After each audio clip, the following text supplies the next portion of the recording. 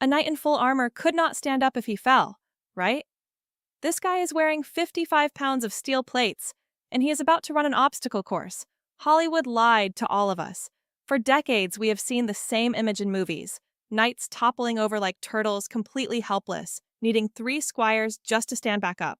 But where does this myth actually come from? And what could real medieval knights really do? Today, we are going to explore facts that will completely change how you see the Middle Ages. Because those walking tin cans, they were actually the special forces of their time. Let us start with the obvious question. How much did a suit of armor actually weigh? A complete suit of Gothic plate armor from around 1,450 to 1,500, the kind you see in museums, weighed between 45 to 55 pounds. That is 20 to 25 kilograms. Now that might sound incredibly heavy, but let us compare. A modern United States Army infantryman carries 70 to 100 pounds of gear. A firefighter's equipment weighs 60 to 80 pounds. Even a Roman legionary carried 65 to 75 pounds. But here's the crucial difference. All that modern weight is concentrated on your back and shoulders. A knight's armor was distributed across the entire skeleton. The armor used the body like scaffolding. Hip bones carried the leg armor. Shoulders supported the pauldrons. It was basically a medieval exoskeleton that worked with the body's structure instead of against it. Now here is something most people do not know. A suit of armor like this cost as much as a house. Today, that would be around $500,000. Only the elite could afford it. This was not standard infantry gear. It was cutting-edge military technology reserved for the 1%. And those horses everyone worries about? Destrier warhorses were specifically bred for this. They carried a knight plus maybe 45 pounds of horse armor, and they were trained to kick, bite, and charge into battle. These were not fragile animals. They were 1,500-pound weapons platforms. But enough about weight. Could they actually move in this stuff? In 2017, the Royal Armories in Britain ran an experiment. They took 5 volunteers, put them in authentic armor reproductions, and ran them through physical tests. In a 100-meter sprint, they were only 15% slower than without armor. Standing up from lying on their back took only 2 to 3 seconds. No help needed. They completed obstacle courses with times comparable to modern military training. A biomechanical study from 2011 used 3D motion capture technology to measure exactly how much the armor restricted movement. The results were surprising. Shoulder mobility remained at 92% of its normal range. Knee flexion was at 95%. Hip rotation stayed at 89%. Researchers concluded that knights were not limited by their armor. They were limited by their own cardiovascular fitness. Think about that, Bizul. The bottleneck was not the steel, it was the athlete inside. So if knights were this mobile, where does the helpless turtle myth come from? It comes down to 3 big mistakes.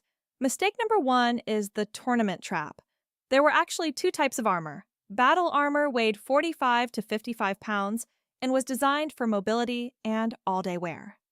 Tournament armor, specialized for jousting, could weigh 90 to 120 pounds because you were literally strapped onto a horse and only needed to hold a lance steady. Museums mostly display tournament armor because it is more decorative and more likely to have survived since it was not used in actual combat. Imagine if people in 500 years found a Formula One race car and assumed that is how all humans commuted to work. That is effectively what happened here. Mistake number 2 involves the Battle of Agincourt in the year 1415. English longbowmen defeated a French army, and many French knights did get stuck in the mud. But not because their armor was too heavy. It had rained for 3 days straight, turning the field into a swamp. The French nobility charged in a formation so tightly packed that when the front ranks fell from arrows, the ones behind piled on top of them. They suffocated in the mud under the weight of other people. The armor did not cause the problem. Catastrophically, bad tactics did. However, English chroniclers exaggerated the story for propaganda, saying the armor itself doomed the French. That story stuck for 600 years. Mistake number 3 is Hollywood. Early films used cheap, poorly fitted armor costumes.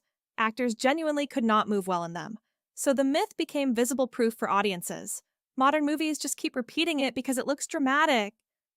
But what were real knights actually like? Becoming a knight was a 14-year professional development program. It started at age 7 as a page, learning horsemanship and basic weapons. At age 14, they became squires, undergoing 6 to 8 hours of combat training every single day. By the time they were knighted at age 21, they had spent 14 years in full-time military education. That is longer than medical school. These were career warriors trained from childhood. Medieval fighting manuals, called fight books, showed techniques specifically designed for armored combat. There was even a specialized martial art called Harnisch Ringen, which translates to armored wrestling. Knights trained to grapple in armor, to fight on the ground, and to use their swords like crowbars to pry open joints in an opponent's protection. They were not slow, and they were certainly not clumsy. They were the medieval equivalent of special forces operators, precision instruments of violence who could function at full capacity wearing their protective gear. Let us lock in the 3 key facts. First, armor weighed 45 to 55 pounds and was distributed across the whole body, making it less demanding than modern military gear. Second, the myth comes from tournament armor, the mud of Agincourt, and bad movie costumes. And third, real knights were elite athletes who trained for over a decade to master their equipment. So the next time you see a helpless movie knight struggling on his back like a beetle, just remember, the real knight would have already gotten up, closed the distance, and ended the fight. What hours at History Myth should we tackle next? Samurai, Vikings, gladiators? Tell us what you think in the comments. We researched these topics to bring you the most accurate historical perspectives available today.